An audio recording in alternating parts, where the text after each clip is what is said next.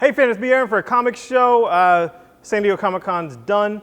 I didn't go this year because I have a newborn baby Justice that I was helping take care of along with my 5-year-old daughter. So, you know, our hands are full. I sent my guy Charles there and he kicked ass. He nailed it. He did all the things. He like lived my life for a week. Had the Skybound breakfast, the Diamond lunch, the DC dinner, and he won a raffle. I never win anything. He won a raffle that he got this Jim Lee Batman figure with an original Batman sketch that, it already sold on eBay and made back the money for his whole trip. So that was wonderful. We all saw a lot of news. There's a lot of good news out of there, a lot of cool stuff. But this is a comic show, talking about comics. Here's the comics. Martian Manhunter #2. This Rob Williams, this issue 1 was freaking phenomenal. Just this whole new status quo, whole new purpose for Martian Manhunter, and this issue kicked even more ass. It was even, it's everyone's always said, or at least I've used to say, and it was just kind of common knowledge, like Martian Manhunter's like a green Superman. He's like a green Superman. He's like an alien from another planet, last of his people, that basically has the same power as Superman, except a couple different ones. And you know, he has a weakness to fire, Superman has a weakness to kryptonite, and he looks more like an alien, but there's where the difference is. They're very similar. And in here, we see highlighted like how different Martian Manhunter is now with this new fold to his origin and his purpose. And I know people are like, oh, it's a retcon. For me, it's like, well, it fits. It's like, well, this is what he was led to believe, so that's what we were led to believe, but that was wrong. And a lot of times I'm led to believe things that were wrong, and I don't yell and say like, you retconned me. I'd say, you lied to me.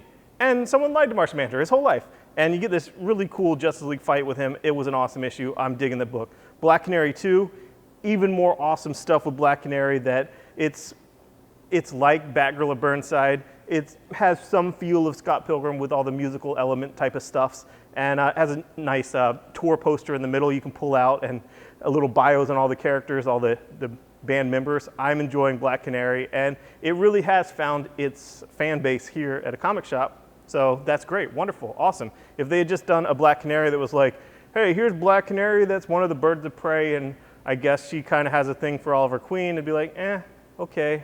Cool. Black Canary has her fans from, you know, all the way back to the Golden Age. But instead, they're doing something totally fresh and new, and it has a crazy cliffhanger on the end that I'm not going to ruin.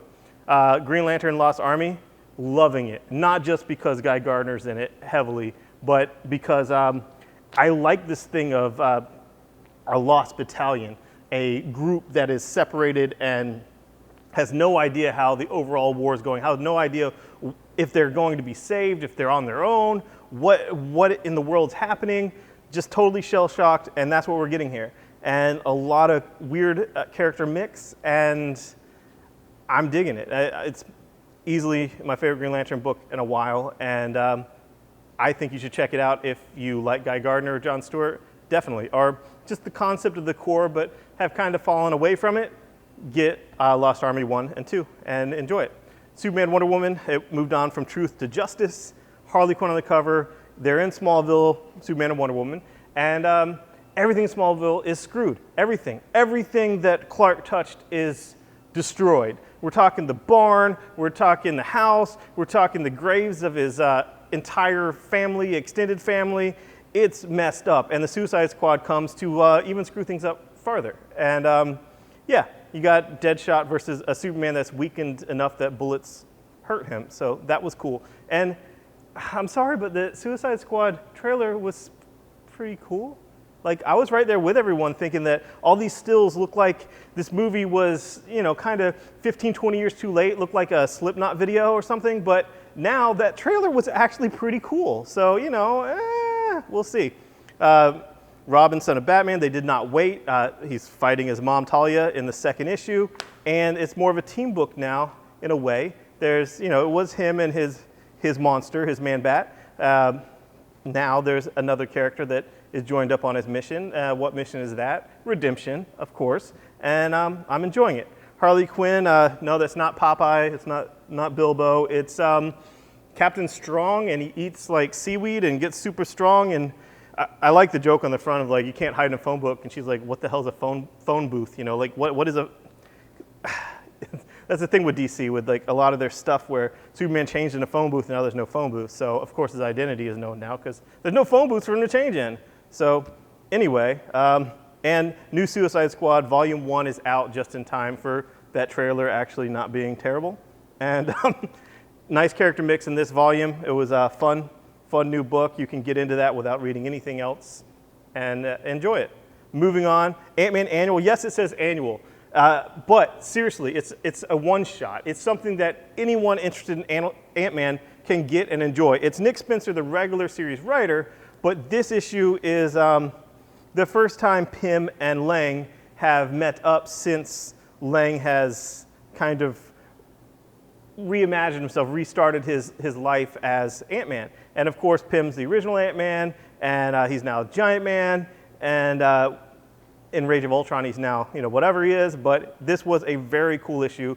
They do not get along at all, and I super enjoyed it, and I'm excited for the movie. I really am. I'm excited for the movie, and if you're excited for the movie at all, get this annual. This will be something that you will enjoy, and you don't have to read anything before, and you don't have to read anything after. I think you should. I think you should read all Nick Spencer's Ant-Mans, because they're great, but just get this issue. You get a full and complete story that's a lot of fun with the original Ant-Man Pym and the new Ant-Man Lang fighting. That's cool. The final Hawkeye is out. The first 3 issues of the new series have been out, but this is the last issue of the last series, and it delivered. Lots of blood, lots of bullets, lots of arrows, and it was cool. It was emotionally satisfying as well. I enjoyed it. Fraction Aja's run on Hawkeye was legendary. It was, to me, that was a point where the entire axis of mainstream comics kind of tilted, where they're like, oh, we can do books that people like seriously identify with and care about, even though they're company owned, just like Image does. Let's do a Batgirl of Burnside and then just call it Batgirling instead of Hawkeyeing, whatever. But Marvel, the whole all new, all different Marvel now, I think has its ancestor is this Hawkeye book. So read it if you haven't. It's great. Guardians of Knowhere, it's a Secret Wars tie-in. It's space. It's like there hasn't really been much space yet, We have space in this and Siege this week. But this, Bendis does the Guardians of the Galaxy, but he incorporates a lot of the elements from the DNA Guardians from before, not just the costumes, but some characters that haven't been used. And Knowhere, it was cool. I super enjoyed it. It was fun. If you are a fan of the DNA run, you'll probably enjoy it.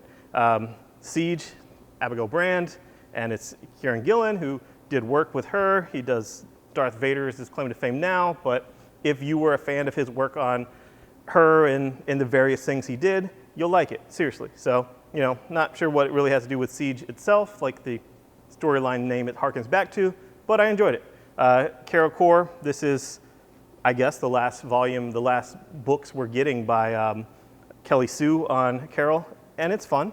And finally for Marvel, Hail Hydra, Rick Remender, and it's, our man Nomad, Ian, Captain America's son.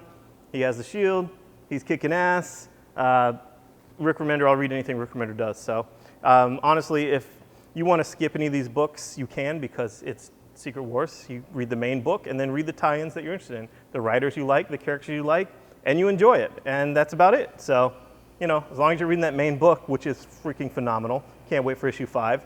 And finally, some indie stuff. Book of Death, Vendetti, who's been killing it on Valiant since the beginning with X of Manowar. Then he took over Green Lantern and whatnot. This is like the Valiant. This is like when they do one of their crossovers where it involves all of their characters. And it, like with Marvel and DC crossovers, like, is this really going to have any lasting impact? Is it going to have ramifications? Is it just going to have a few ramifications? Jeff Johns can do all kinds of badass stuff in Forever Evil, but it seems like he holds it close to the vest. Like, no, you can't do anything with Doom Patrol. Those are mine. I'll get to them when I'm done writing for TV and movies. I'm co-writing Batman now. I mean, give me a break. But with Valiant, when they have these company-wide crossovers of characters, it impacts the story arc, everything about those characters. Everything about that is felt in the other titles. So I really enjoy it. It's great writing, great stories, great art. Valiant is the stuff, and it doesn't demand much of you. It's just like, hey, you want to read this one thing? Cool. Did you like this? Well, volume 1's $10. What? Get it or don't.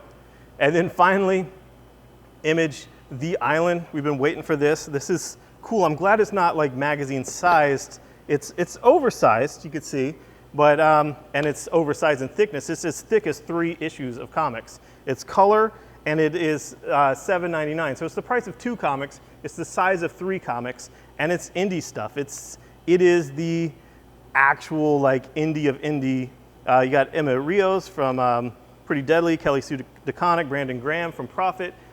People that I've never been exposed to yet and am exposed to here, which is cool, which I think is the whole point. You got foreign artists, foreign creators, and it's $7.99 for a whole thick ton of new stuff. So if you are the type of person that likes to sample various things from Image, or if you liked anything from Image by any of the creators in here, or if you just flip through and say, oh, this looks cool, and I really get my money's worth even though it is $8, seriously get it. The Island. Support things like this. This is cool. Support things that grow the industry, try new things, get new creators out there, and I enjoyed it. And finally, it's not a comic book, but it's based on a comic book. Chew, Cases of the FDA. It is a card game of Chew that is out now, and it comes with a variant cover of the first issue of Chew, and it's really fun and funny. I have not played it myself. I've read reviews of people who played it, and they seem to really like it. I am going to play it this Saturday, but get it. If you like Chew, I think you should support that kind of stuff. It's a freaking card game of foul proportions, and it has all the puns. So enjoy that, and thanks for watching. Get some comics you like, and have fun. Bye-bye.